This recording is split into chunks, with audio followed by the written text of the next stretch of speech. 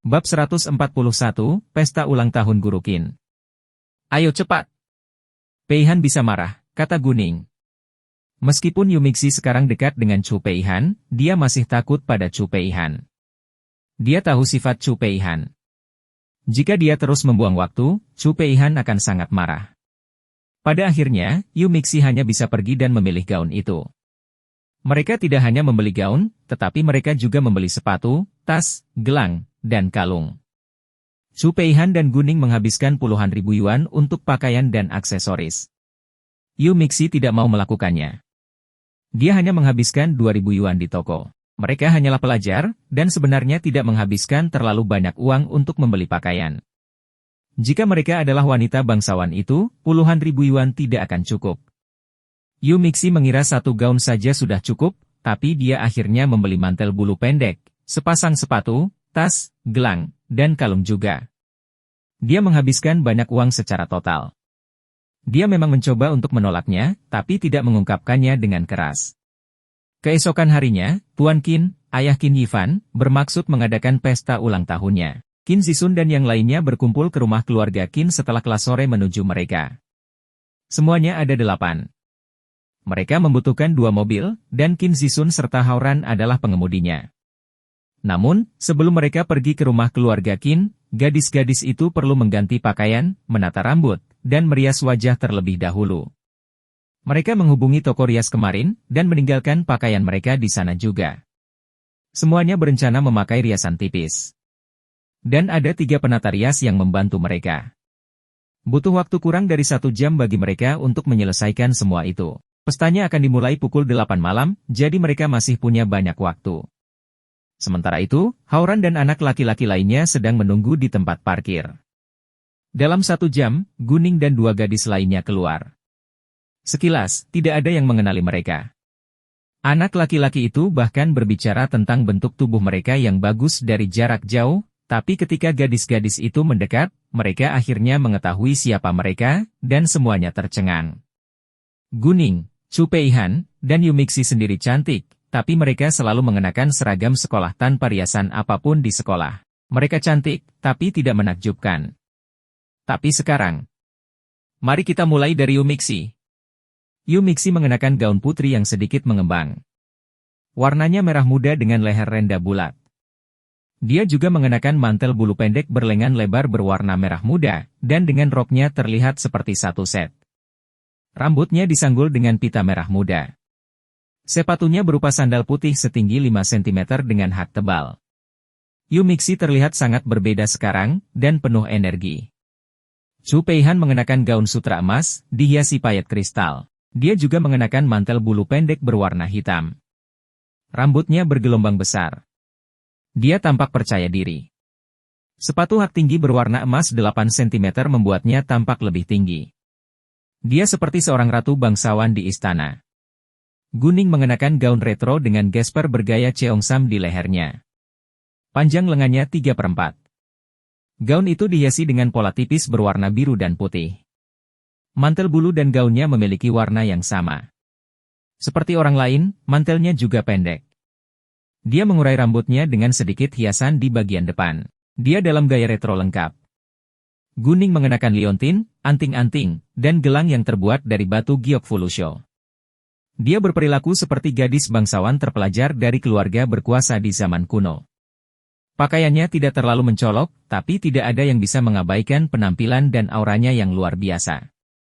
Dan begitu pandanganmu tertuju padanya, dia tidak bisa menjauh. Saat itu musim dingin, dan di luar agak dingin. Gadis-gadis itu semua mengenakan mantel bulu agar tetap hangat. Bagaimana menurutmu? Melihat anak-anak itu kagum, Chu Peihan tertawa bangga. Kau terlihat cantik. Tidak hanya cantik, tapi juga menakjubkan. Memang. Kalian semua terlihat sangat cantik setelah riasan. Anak-anak itu memuji. Namun, Chu Peihan tidak puas. Dia memicingkan mata ke arah Haoran sambil berkata, apa maksudmu? Bukankah kita cantik tanpa riasan? Haoran segera menyadari bahwa dia telah mengatakan sesuatu yang salah. Dia menjelaskan tanpa penundaan, maksudku kalian semua lebih cantik dengan riasan. Sangat baik. Chu Peihan merasa puas kali ini. Baiklah, Ayo pergi sekarang. Saya tidak ingin menjadi monyet di kebun binatang. Menghadapi tatapan orang-orang di sekitar mereka, Guning merasa tidak nyaman. Saya bukan monyet. Saya cantik. Cantik sekali, bantah Chu Peihan. Setelah itu, rombongan mereka pergi ke rumah keluarga Qin. Ning, aku gugup. Ini adalah pertama kalinya Yu Mixi menghadiri pesta penting seperti itu. Dia sangat cemas sekarang. Santai, ayo masuk ke dalam sambil bergandengan tangan, Guning menghiburnya. Rumah keluarga Qin terletak di kawasan villa kelas atas di pinggiran kota dengan lahan hijau yang luas. Tampaknya lebih seperti sebuah resor daripada sebuah villa. Itu adalah villa 3 lantai terpisah seluas 300 meter persegi dengan taman dan kolam renang. Luas keseluruhannya sekitar 6 atau 700 meter persegi. Keluarga yang mampu membeli villa seperti itu di kota F pasti sangat kaya. Setiap villa berharga setidaknya beberapa puluh juta yuan. Ketika mereka sampai di villa, waktu sudah hampir 7 malam. Para tamu sebagian besar adalah ketua terkenal dan pejabat penting. Kebanyakan dari mereka datang bersama keluarganya. Bos, mohon tunggu di mobil sebentar. Saya harus berganti pakaian terlebih dahulu sebelum saya keluar dan menyambut Anda, kata Qin Zisun. Tentu, jawab Guning. Di ruang tamu, terdengar musik ringan dan indah dengan segelas sampanye. Semua orang bersenang-senang, dan suasananya harmonis. Ada pemanas sentral di dalam ruangan, jadi semua wanita melepas mantel mereka hanya dengan mengenakan sarung tangan. Mereka mungkin memegang perapian itu di tangan, atau menaruhnya di tempat lain. Qin Yifan, yang mengenakan setelan abu-abu dengan kemeja katun Mesir putih dan dasi biru muda, tampak tampan dan stabil. Dia menaruh banyak perhatian untuk mempersiapkan malam ini dengan tujuan menarik Guning dan memenangkan hatinya. Bab 142, Pesta Ulang Tahun Guru Qin Bagian 2. Apakah dia bisa menarik perhatian Guning dan memenangkan hatinya masih belum diketahui, tetapi banyak gadis dari keluarga kaya di ruang tamu sudah menyukainya. Banyak yang ingin berdiskusi dengan Qin Yifan, tetapi dia sedang berdiskusi dengan Li Zhenyu dan Li Shenzhen. Li Zhenyu juga mengenakan setelan jas.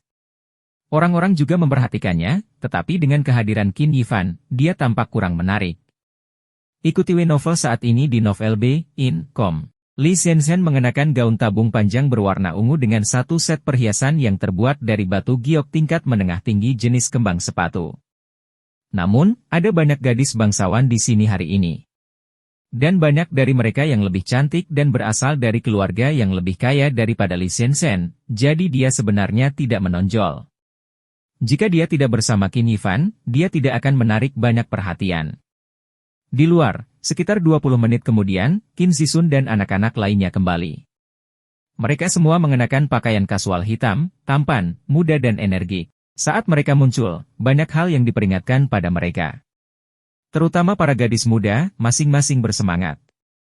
Qin Zisun dan anak gadis laki lainnya pergi ke mobil tempat para menunggu. Bos, kenapa kamu mengambil ranselmu? Chu Peihan memperhatikan bahwa Guning membawa ranselnya ketika mereka keluar dari mobil. Hadiah kami ada di dalam, jawab Guning. Faktanya, kaca dengan kepala rusa dari zaman Qianlong masih berada di ruang telepati matanya. Ada sesuatu yang lain di dalam ransel. Guning menggunakannya sebagai kedok. Mendengar itu, Chu Peihan kemudian menyadari bahwa mereka harus mengirimkan hadiah. Dia benar-benar melupakannya. Semua anak laki-laki juga terkejut. Bos, kamu menyiapkan hadiah? Qin Zisun merasa sedikit malu. Mereka mengundang Guning hanya untuk bersenang-senang, dan tidak perlu menyiapkan hadiah, tapi sekarang, Guning menyiapkan hadiahnya sendiri. Saya di sini untuk menghadiri pesta ulang tahun. Tentu saja saya harus menyiapkan hadiah. Itu atas nama ketiga gadis kami. Lagi pula, harganya tidak terlalu mahal. Tenang, kata Guning. Dia mengerti Qin Zisun akan merasa malu. Jadi dia dengan sengaja menjelaskan bahwa tidak mahal untuk menghiburnya. Karena Guning sudah menyiapkan hadiahnya, Qin Zisun tidak bisa melakukan apa-apa. Jadi dia tidak berkata apa-apa lagi. Kami belum menyiapkan apapun.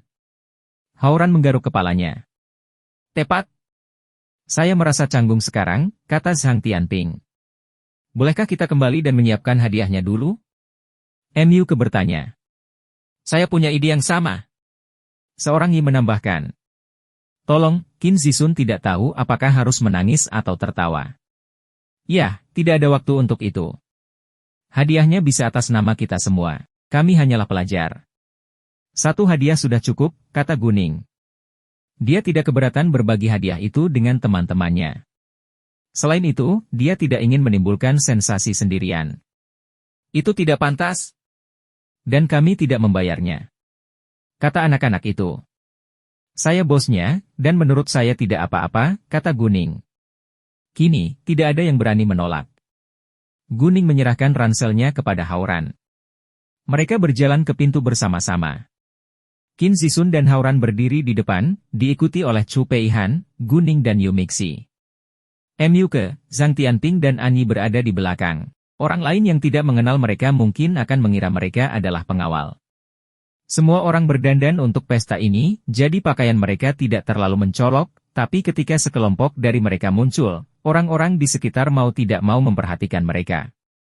Dan saat pandangan mereka tertuju pada Guning dan para gadis, mata mereka berbinar.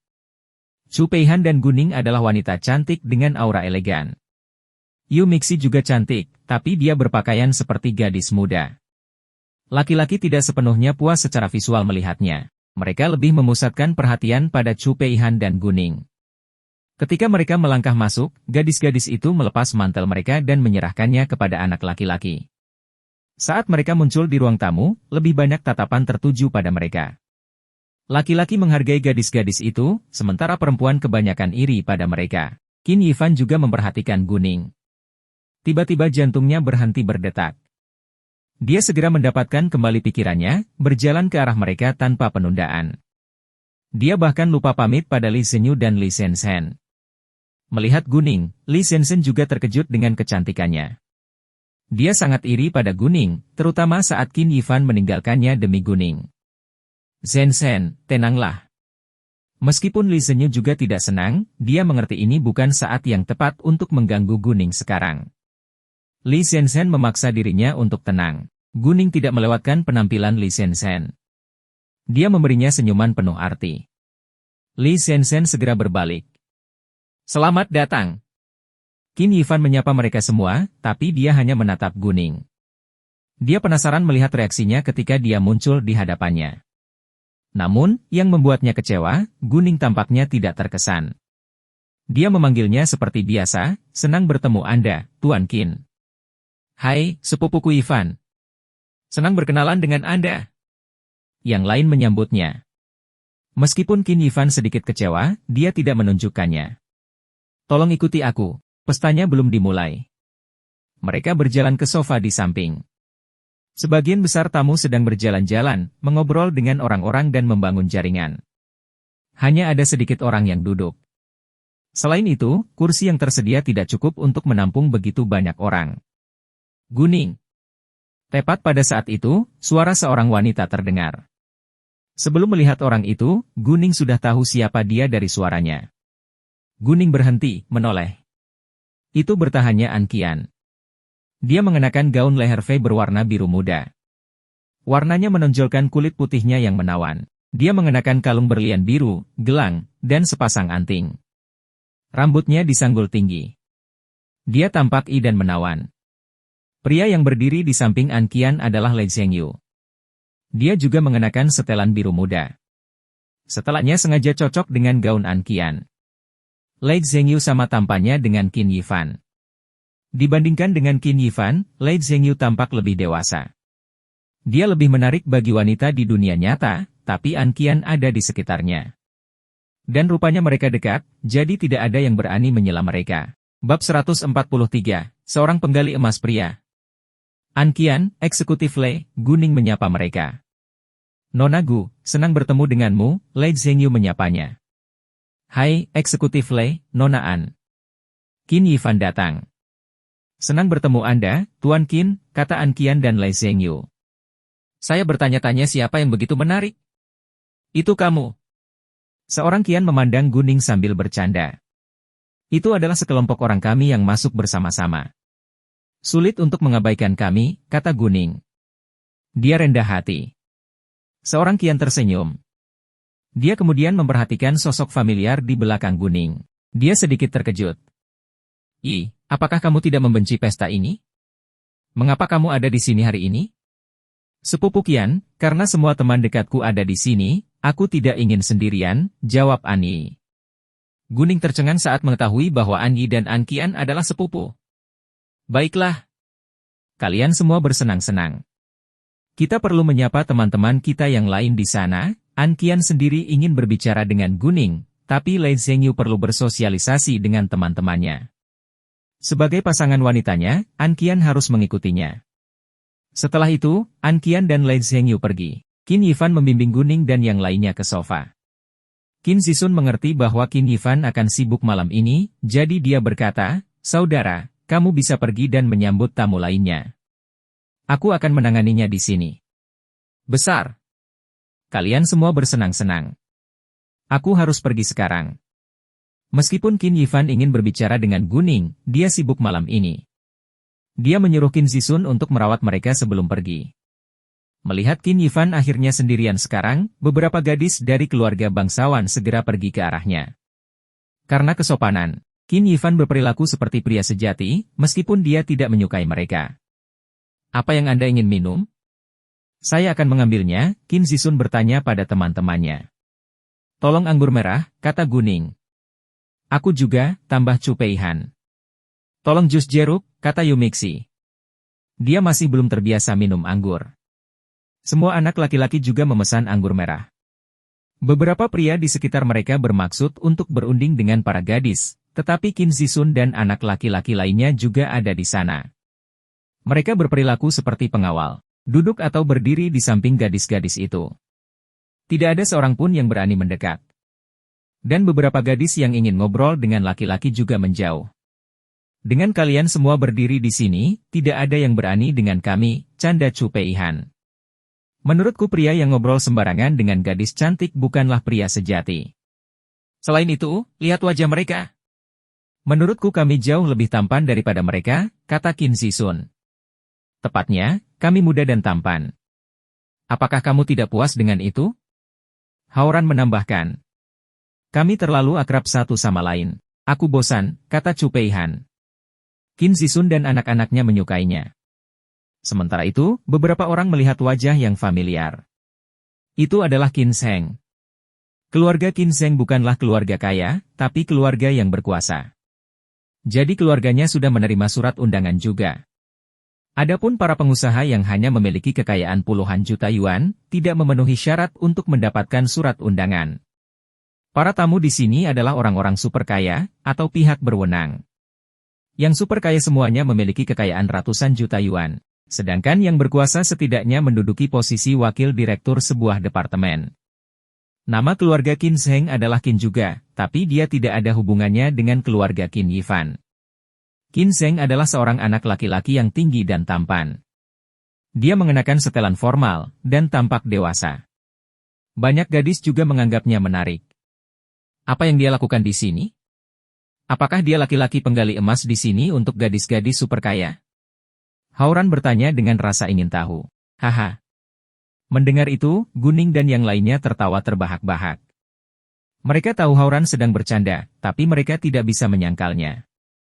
Orang tua menghadiri pesta tersebut untuk membangun atau memperkuat jaringan. Dan anak-anak mereka berada di sini dengan tujuan yang sama, memiliki atau menjaga hubungan dekat dengan generasi kedua orang super kaya atau penguasa. Jika ada yang bisa menyelesaikan ikatan perkawinan, itu akan jauh lebih baik. Semua orang di sini memiliki tujuan. Manfaat adalah motivasi yang paling penting. Qin Zheng telah bersama Gu Xiaoxiao karena dia menyetujui latar belakangnya. Meskipun keluarga Gu Xiaoxiao hampir tidak bisa dibandingkan dengan keluarga di pesta malam ini, dia adalah yang terbaik yang bisa didapatkan Qin Zheng. Dan gadis-gadis super kaya tidak peduli dengan keluarga Qin Zheng. Tidak masalah berteman dengan Qin Zheng, tapi tidak ada gadis super kaya yang benar-benar ingin menikah dengannya. Tak lama kemudian, Qin Zheng juga memperhatikan Guning dan yang lainnya. Terutama saat dia melihat Guning, dia benar-benar terpesona oleh kecantikannya. Dia sadar bahwa Guning dan Qin Zisun adalah teman, itulah alasan Guning ada di sini. Dia juga tahu bahwa Guning cantik, tapi dia mempesona malam ini setelah dia berdandan. Tiba-tiba, Qin Zheng jatuh cinta. Dia sangat menyesal telah putus dengan Guning. Selain itu, dia tidak peduli lagi dengan latar belakang Guning saat itu. Dia jelas tahu bahwa dia jatuh cinta pada Guning sekarang. Sayangnya, dia tidak berani datang untuk berbicara dengannya. Chu Peihan mendekati Guning dengan sombong atas kemalangan Qin Sheng. Lihatlah tatapannya padamu. Dia pasti sangat menyesal. Sebenarnya, Chu Peihan tidak pernah mengerti mengapa Guning, yang merupakan gadis yang luar biasa, pernah bersama Qin Sheng sebelumnya. Meskipun itu kebenarannya, Chu Peihan tidak dapat mempercayainya. Memang benar, jika Guning yang lama adalah Guning saat ini, dia akan bersama dengan Qin Sheng, tetapi Guning hari ini benar-benar berbeda dari yang lama. Guning hanya tersenyum tapi tidak mengucapkan sepatah kata pun. Dia rupanya menyadari penyesalan di wajah Qin Sheng, tapi dia tidak peduli. Dia tidak pernah menghormatinya. Beberapa menit kemudian, An Guangyao juga sampai di sana. Namun, begitu dia muncul, suara laki-laki yang ironisnya terdengar. Oh, bukankah ini pimpinan Anda dari Real Estate Shenghua? Saya dengar Anda sudah menjual perusahaan Anda. Dan Anda masih menjadi ketuanya, oh, lebih tepatnya ketua eksekutif. Selamat. Selamat. Seorang Guangyao hampir bangkrut, tetapi pria itu tetap memberinya selamat. Pria itu jelas melakukannya dengan sengaja untuk mengolok-olok An Guangyao. Dan semua orang yang hadir mengetahuinya. Dunia bisnis ibarat medan perang. Tidak banyak pengusaha yang bisa menjadi teman baik. Oleh karena itu, tidak hanya pria itu, pengusaha lain juga senang melihat An Guangyao dalam masalah. Bab 144, Orang Tua Hauran. Namun, orang lain juga tidak menyukai perilaku pria tersebut. Itu adalah pesta ulang tahun Tuan Qin. Dia seharusnya tidak menimbulkan masalah bagi An Guangyao saat ini, dan dia hanya akan meninggalkan kesan buruk pada keluarga Qin. Pria itu bernama Wu Lianqin, presiden salah satu cabang kelompok raksasa di kota F. Dia seumuran dengan An Guangyao. Cabang ini terlibat dalam industri real estate dan memiliki aset 1 miliar yuan. Wu Lianqin, sebagai presiden, memiliki 25% saham di cabang ini. Kekayaan bersihnya paling banyak 2 atau 300 juta yuan. Wu Lianqin sangat ambisius. Dia berencana mengakuisisi Shenghua Real Estate sebagai properti pribadinya, tetapi dia tidak bersedia membayar harga yang wajar untuk itu. Jadi Guning telah memanfaatkan kesempatan itu. Seorang Guangyao kesal, tapi dia tidak menunjukkannya di wajahnya. Dia menjawab, oh, saya hampir bangkrut, tetapi Presiden Wu tetap memberi selamat kepada saya. Itu menarik. Ketuaan, tolong jangan membuatku marah. Aku tidak bermaksud seperti itu sama sekali. Saya mengucapkan selamat kepada Anda hanya karena Anda mempertahankan pekerjaan Anda sebagai Ketua Real Estate Shenghua, jelas Wu Lianqin. Dia tentu saja tidak mau mengakuinya. Baiklah, Presiden Wu, saya rasa Anda tidak perlu menjelaskannya. Anda hanya akan menyetujui keadaan. Anda memberi selamat kepada saya karena saya mempertahankan pekerjaan saya sebagai ketua. Namun, saya dapat mempertahankan pekerjaan saya hanya karena saya menjual perusahaan saya. Jika tidak, saya tidak perlu bekerja sebagai karyawan, dan perusahaan akan tetap menjadi milik saya, kata An Guangyao. Kamu, Wu Lianqin tidak tahu harus berkata apa. Dia menyadari bahwa dia telah bersikap kasar. Dia ingin mengolok-olok An Guangyao, tapi sekarang dia sendiri yang menjadi lelucon. Ketuaan, jika Anda lingkungan mengatakan itu, saya tidak bisa melakukan apa-apa. Kemudian Wu Lianqin pergi, seolah-olah dia adalah korbannya. Seorang Guangyao melepaskannya. Lagi pula, tidak pantas membuat janji di pesta ini. Diperbarui dari novel Bein, C. Om. Dia berbalik dan segera memperhatikan Guning dan teman-temannya. Seorang Guangyao kagum dengan pakaian Guning. Gadis ini selalu bisa mengejutkanmu. Seorang Guangyao berjalan menuju mereka. An Yi langsung menyapanya. Yang lain melakukan hal yang sama tanpa tertunda. Di depan umum, An Guangyao harus merahasiakan teknisnya dengan Guning, jadi dia memperlakukannya sama seperti dia memperlakukan generasi muda. Setelah beberapa saat, sepasang suami istri mendekati mereka, tetapi sebelum mereka mendekat, wanita itu membuka mulutnya. Ini dia. Aku sudah memintamu untuk ikut dengan kami, tapi kamu menolak. Saya pikir Anda tidak tertarik dengan pesta ini. Tanpa diduga, kamu diam-diam datang ke sini bersama teman-temanmu. Guning dan yang lainnya tidak tahu siapa mereka, dan mereka bingung. Tepat pada saat itu, Hauran menjawab dengan rasa tidak suka yang jelas, "Saya tidak ingin ikut dengan kalian, orang dewasa. Aku ingin bersama teman-temanku."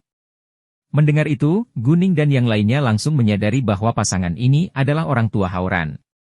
"Apakah kamu tidak ingin melihatku? Sayang, lihat dia. Putra kami tidak menyukai kami," keluh wanita itu seperti anak kecil kepada pria di sampingnya. Guning dan yang lainnya tercengang. Apakah ini Ibu Hauran? Dia sangat menggemaskan. Namun, baik Hauran maupun ayahnya, Hao Zonglong memutar mata mereka dengan serentak. Hauran berkata, "Bu, ini tempat umum. Bisakah kamu bersikap normal? Apa katamu?" Ibu Hauran tiba-tiba mengubah wajahnya, seolah dia kesal. Guning dan yang lainnya sekali lagi terkejut dengan reaksi cepat Ibu Hauran, tapi jauh lebih mudah untuk bergaul dengan orang yang begitu menyenangkan. "Ketuaan, tolong jangan pedulikan dia." Hao Zonglong mengabaikan Hauran dan istrinya, malah berbicara dengan An Guangyao. "Ketua Hao, senang bertemu dengan Anda." "Saya tidak keberatan sama sekali," jawab An Guangyao. Dia berjabat tangan dengan Hao Zonglong. Hao Zonglong menjalankan bisnis di industri perhotelan dan catering dengan kekayaan 500 juta yuan. Peringkat perusahaannya tepat di belakang Shenghua Real Estate di kota F menurut asetnya. Kedua keluarga tidak memiliki konflik apapun dalam bisnis, jadi mereka rukun. Selain itu, An Guangyao dan Hao Zonglong kini mengetahui bahwa putra mereka sudah berteman dekat. Mereka secara alami menjadi lebih ramah satu sama lain. "Senang bertemu dengan Anda, Tuan dan Nyonya Hao," Guning dan yang lainnya menyapa mereka. Ketika Nyonya Hao memperhatikan ketiga gadis itu, matanya berbinar. "Kalian tiga gadis cantik. Apakah ada di antara kalian yang menyukai anakku? Apakah kamu bersedia menikah dengan anakku?" Tiba-tiba semua orang tidak tahu harus berkata apa. "Bu," Hauran gagal membantah. "Baiklah, ayo berhenti mengganggu anak-anak itu, dan pergi ke sana untuk menyapa orang lain." Hao Zonglong segera menarik istrinya pergi, kalau-kalau dia akan terus mengejutkan anak-anak itu. "Oh, tunggu, Nyonya." Hao rupanya ingin mengatakan sesuatu lagi, tapi dia ditarik oleh suaminya. Ibuku terkadang bertingkah seperti anak kecil. Tolong jangan pedulikan dia," jelas Hauran. "Tidak apa-apa. Menurutku ibumu menggemaskan," kata Guning. "Ya, aku juga perlu bersosialisasi dengan teman-temanku." "Kalian semua bersenang-senang," kata An Guangyao lalu dia pergi. Meskipun An Guangyao bukan pemilik real estate Shenghua sekarang, dia masih menjadi ketua dengan hak eksekutif mutlak. Dan rekan bisnisnya bersedia menjaga hubungan baik dengannya seperti biasa. Setelah itu, Guning dan teman-temannya kembali makan dan minum. "Myuke, aku belum melihat kalian, orang tua," tanya Hauran. Saat itu hampir jam 8 malam, tetapi orang tua Hauran tidak ada. "Oh, ayahku sedang dalam perjalanan bisnis. Dia tidak ada, jadi dia membiarkan sekretarisnya datang ke sini atas namanya," kata Myuke. Ketika hanya tinggal beberapa menit lagi dari jam 8 malam, ayah Qin Yifan, Qin Haong tiba. Qin Haong mengenakan setelan tunik Cina berwarna hitam. Usianya 60 tahun, namun masih kuat dan tangguh. Ada seorang wanita berusia awal 50-an di sebelah kanan Qin Haong. Dia mengenakan cheongsam merah tua. Warna pakaiannya cocok dengan miliknya. Wanita ini adalah istri Qin Haong, ibu Qin Yifan. Di sebelah kiri Qin Haong berdiri seorang wanita berusia akhir 30-an. Dia mengenakan cheongsam merah mawar. Wanita itu adalah kakak perempuan Qin Yifan, Qin Yiking. Qin Haong dan istrinya memiliki putra satu-satunya, Qin Yifan, pada usia yang sangat tua. Oleh karena itu, mereka telah memanjakannya sejak dia masih bayi. Namun mereka juga merupakan orang tua yang tegas dalam hal pendidikan. Oleh karena itu, Qin Yifan tidak dimanjakan, tetapi telah tumbuh menjadi pria yang luar biasa. Saat ini, Qin Yifan secara bertahap mengambil alih bisnis keluarganya.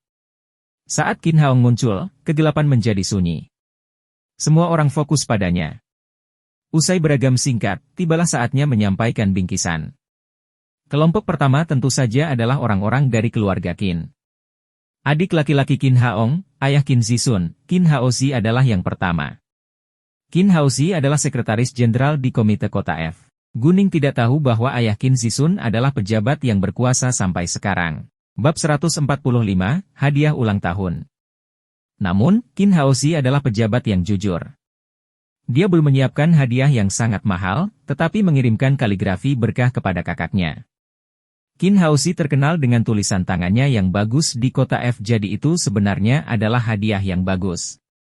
Mereka adalah keluarga, dan paling menghargai ketulusan. Yang kedua adalah putri sulung Qin Haong, Qin Yiqing. Qin Yiqing adalah seorang desainer pakaian, jadi dia merancang setelan tunik Tiongkok untuk ayahnya. Dia menggunakan bahan terbaik yang dia mampu. Suami Qin Yiqing mengirim ayah mertuanya menyajikan dekorasi yang terbuat dari batu giok tingkat menengah tinggi. Bentuknya kepala singa dengan pola kilin, dan harganya sangat mahal. Karena batu giok itu berharga, Qin Haong sangat menyukai hadiah itu. Qin Yifan adalah yang berikutnya. Dia mengiriminya sebuah cincin giok lebar yang terbuat dari King's Green. Meskipun King's Green hanya sebesar telur puyuh, itu cukup untuk sebuah cincin giok lebar. Mengetahui bahwa itu terbuat dari King's Green, perdebatan orang mulai berdiskusi. Qin Haong juga tercengang. Dia tidak percaya itu nyata. Dia mengambil cincin giok lebar itu, dan memeriksanya. Ini terbukti menjadi King's Green yang asli. Wajah Qin Haong bersinar karena kebahagiaan. Yifan, dari mana kamu mendapatkan King's Green? Qin Haong bertanya. Teman saya kebetulan punya King's Green kecil untuk dijual, jadi saya pembelanjaan. Saya meminta pemahat dari toko Yichui Jade untuk mengukirnya, jelas Qin Yifan. Guning telah terbiasa untuk tidak memberitahu orang lain bahwa King's Green ini darinya, karena dia tidak ingin menarik perhatian yang tidak perlu. Oleh karena itu, Qin Yifan tidak menyebutkan namanya. Selain cincin giok lebar, Qin Yifan telah menggunakan sisa gioknya untuk membuat kalung, dan menyimpannya sendiri. Oh, kata Qin Yifan sambil mengeluarkan kotak lain, aku juga sudah menyiapkan hadiah untuk ibu. Benar-benar? Saya dapat menerima hadiah juga? Apa itu? Nyonya Qin terkejut. Silakan lihat sendiri.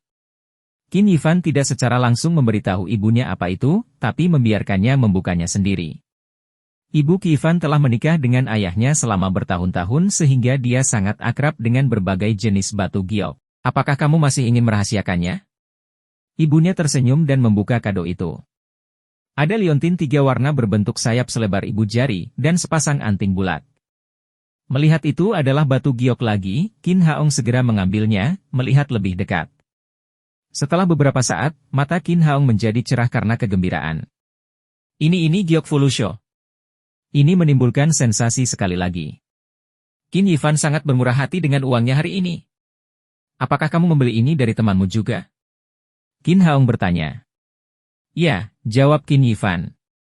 Dan Qin Haong berhenti bertanya. Kemudian tiba saatnya para tamu menunjukkan hadiahnya. Tentu saja semua hadiah itu berharga. Harganya berkisar antara ratusan ribu hingga beberapa juta yuan.